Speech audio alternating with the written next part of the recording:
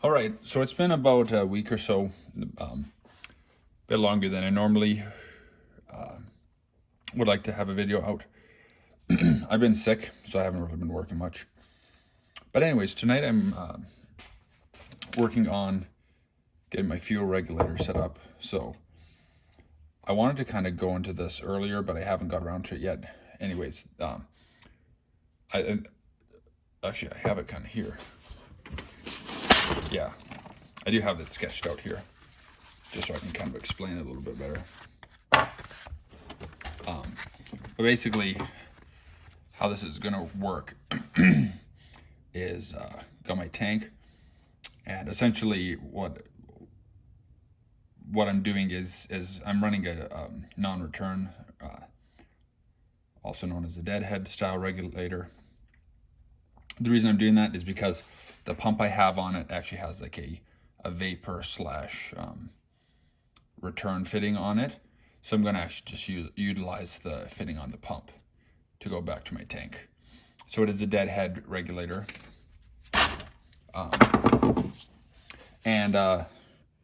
It's just a single feed carburetor that I have.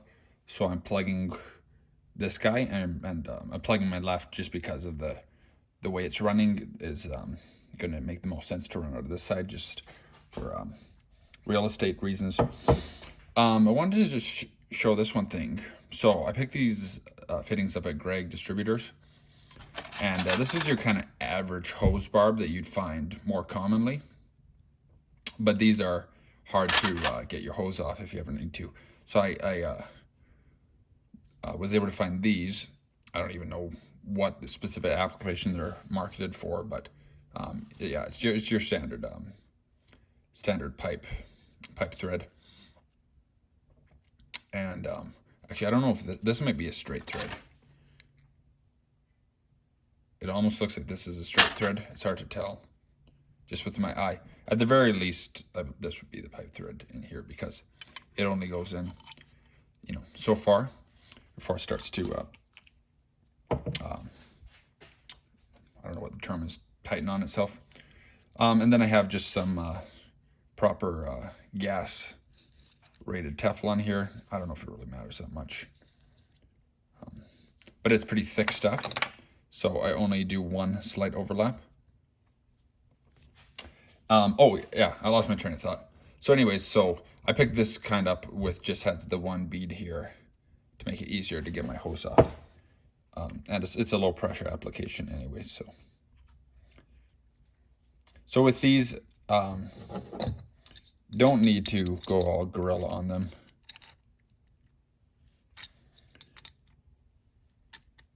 Just get it cute.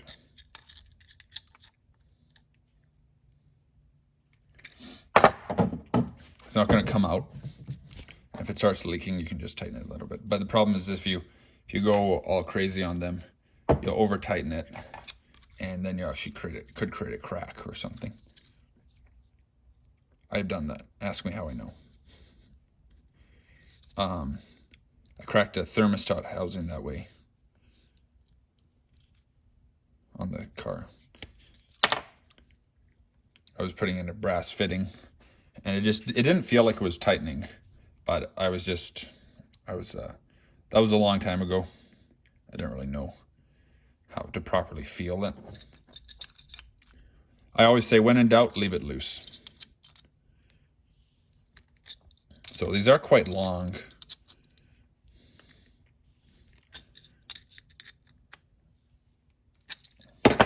So that's what she's gonna look like. So I got my feed from my outside of the fuel pump coming here. Obviously I'm blocking that side, and then this side goes to the carburetor.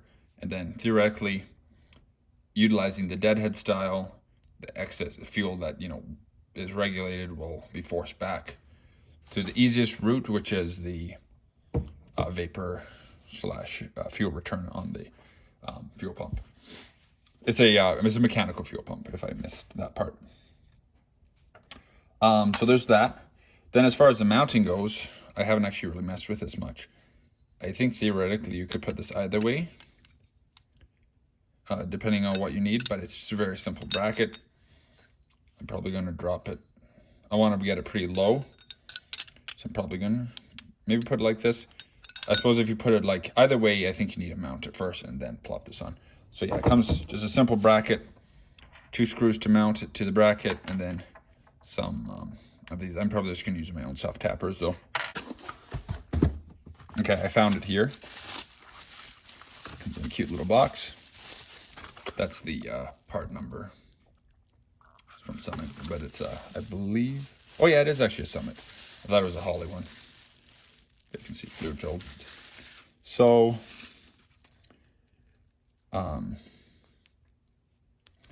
the only thing I don't really know about is it came with this like band here, and I couldn't find any information. So if any of you guys watching know what this is for, I'm thinking it's to fill it with the fluid. Is that maybe how they got that in there? Anyways, it had this band sitting on there. I don't know why or what purpose it serves, but I'm just going to leave it on there. I don't, maybe it's for vibrations or something. Yeah, just making sure that's clean. Don't think I'm supposed to mess with any of that. So it should be the correct thread. So again, I'm just going to put a little bit of, just a teeny bit of Teflon on here. I do like, I mean, you probably could get away with Teflon, honestly, with a lot of pipe thread. Oh, the other thing too is like these fittings they're made in China, which is typical, but the cut on the inside was really rough, and it almost looks like there may have been like some loose pieces, which I don't want to break loose. So what I did is I did up some sandpaper. I ran it through this way and ran it through the other way real good, and then blew them out just to make sure. So just something to watch for. Like your average one like this is cut really clean, but these two, they're pretty cheap if I remember correctly. So imagine this is metric or imperial.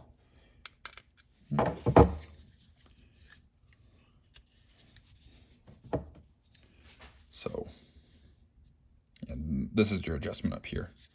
I forget what it's preset to. Oh, it's a little loose. Maybe it is metric. See how tight they put that in there. I forget what it's preset to. I want to say like 7 or 9 pounds PSI. We'll find out. I would just like to make sure that none of that red sealant they put on gets left on.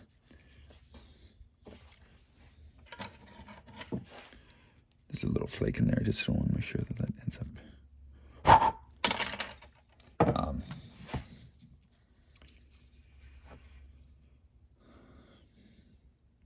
Like I said, I probably don't even need this, but definitely doesn't hurt anything. Just do one thin ply. You always want to make sure it's not coming over and getting into your flow. And then I think this just goes in, screws in. Not rocket science. Oops. That Teflon's slipping off there, but we'll see.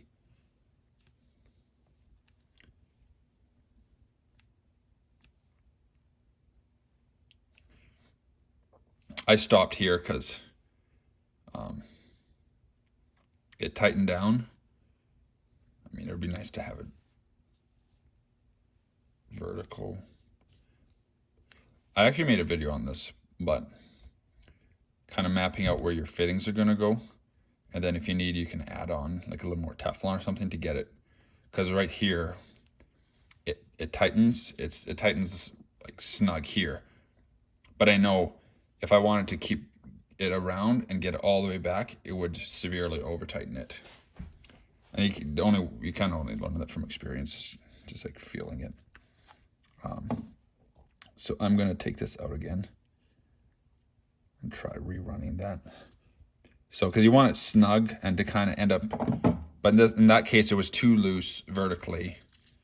But I know by feel there's a good chance I'm going to wreck something if I try to go all the way around again. So I'm going to go a little bit farther on my overlap with the Teflon here.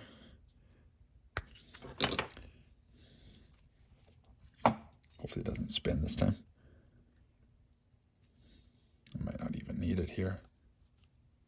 Okay, yeah, that's better. So, okay, so here's it perfect. It's starting to tighten pretty snug by hand, and I know I'm close. I just need to do like, what is that, like a quarter turn or so, till it's in an upright position.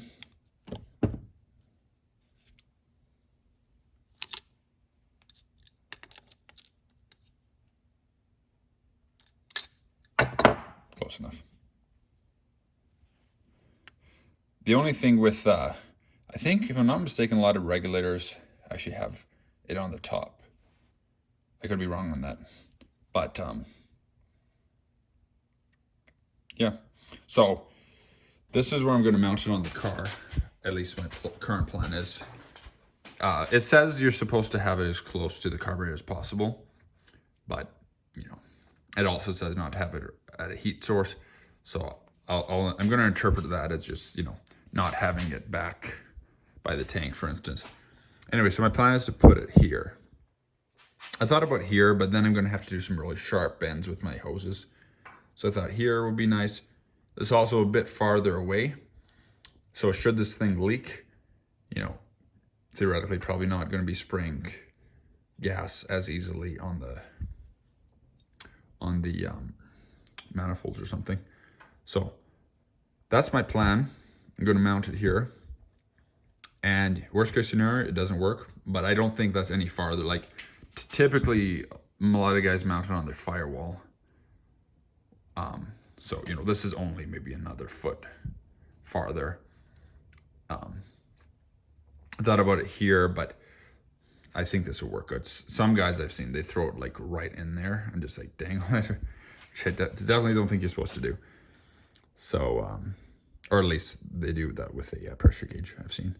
So I'm going to try to drop it as low as I can here. All I need really is just spot where I can get my hose. So probably actually have to put it a little farther over this way, so I can get a gradual enough bend going up to my carburetor so I don't kink my hose or anything. And then just get low enough so my hood will clear. But not rocket science. But yeah, that's what it looks like. The way I made it look like. Obviously, you know, your average money bag, Mr. Money Pants is going to be using AN fittings and all that kind of jazz. But, I mean, I do theoretically have money in my bank account, but I just don't want to spend it. I have more important things to spend my money on, so that's why I'm doing it the old-fashioned way. And in my head, guys were racing, you know, stupidly fast cars back in the day and before AN fittings became common in you know, civilian use and stuff. So, but yeah. Anyways, that's about it for today. I feel like there was maybe something else. Got all my fittings here. That's about it. Picked up a bunch of stuff from Greg's. For those of you guys in Canada, if you've never tried Greg's, give them a shot. They have so much stuff there, like especially just knickknacks. They actually even carry things like fuel line and bearings and all that kind of good stuff. And they're a Canadian company. So yeah, I feel like there was something else I was going to say, but I think that's it for today. So I'm just going to get that mounted, and then it's going to be about a week or a week and a half till next month when I can budget a little bit of money for fuel line. So I'm going to go steel braided. That way, if and when I take it to a track, a drag strip, they won't hassle me. So I'll be under that the maximum NHRA rules, I believe, is a foot of rubber fuel line. So, but yeah, steel braided cuts it, and so I'll be in the clear. It is a lot more expensive. It's on average about $10 a foot for And it's actually about the same price as the Teflon stuff, PTFE. But yeah, but it's rubber, so you can find steel braided rubber line. Anyways, enough rambling. Thanks for watching, and I'll see you in the next one.